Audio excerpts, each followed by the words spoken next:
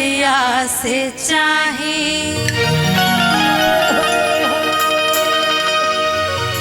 हमार राजा जी। खाली है ना कहतरी कि लहंगा लखनऊ चाही चटकदार राजा जी।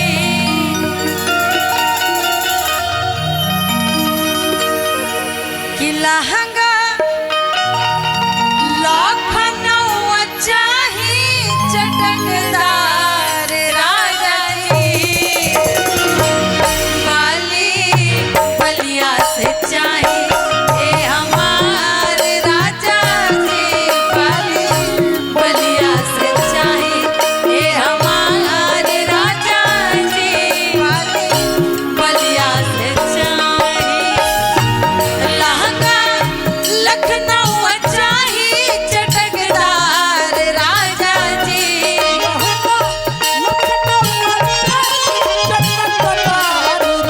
लहंगा लखनऊ चाही चटकदार राजा जी। बाली बलिया से चाही हमार राजा जी। बाली बलिया से चाही हमार राजा जी। बलिया से आई में एगो जीजा कहता रे समारे से मुहावा समारे से मुहावा भुलौल बाड़ी साली ले ले आई हजी जाजी। कानवा के बाली ले ले आई हजी जाजी। कानवा के बाली ले ले आई हजी जाजी। हमार राजा जी। और का कहतरी छपरा के छागलिया बनारस वाली साड़ी।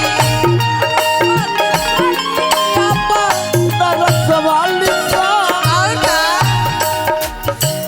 जौनपुर से झुमका राज कारवाती। आज करवाती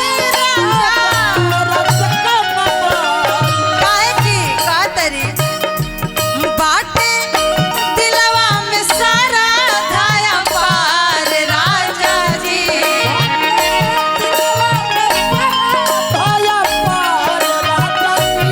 बाटे दिलवा में सारा धाया पार राजा जी। बाली बलिया से चाही हमार राजा जी। बाली बलिया से चाही हमार राजा जी। बाली बलिया से चाही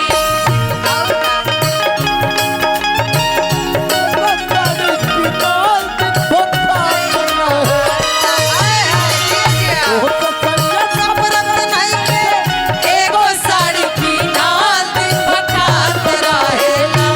रजनीगंधा अउरी दीवान दिन बखात रहेला। रजनीगंधा अउरी दीवान दिन बखात रहेला। बलिया से चाही हमार राजा जी।